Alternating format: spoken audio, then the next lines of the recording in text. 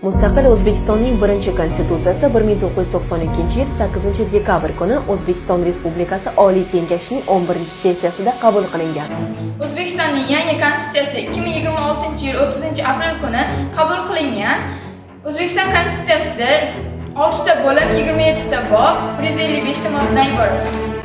O'zbekiston Respublikasi Konstitutsiyasining 5-moddasi. O'zbekiston Respublikasi qonun bilan tasdiqlanadigan o'z davlat ramzlari, bayrog'i, g'alva va markaziga ega davlat ramzlari davlat himoyasidadir. O'zbekiston Respublikasi Konstitutsiyasining 25-moddasida yashash huquqi har bir insonning ajralmas huquqidir va u qonun bilan muhofaza qilinadi. Inson hayotida suiqasd qilish eng og'ir jinoyat. O'zbekiston Respublikasi Konstitutsiyasi 33-moddasi. Har kim fikrlash, so'z va e'tiqod erkinligi huquqiga ega.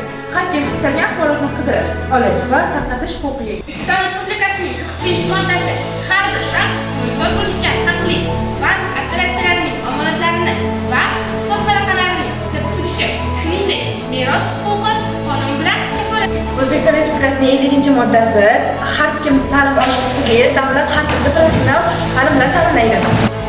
O'zbekiston Respublikasining Konstitutsiyasi 58-modda. Xotin-qizlar va erkaklar teng huquqlidir.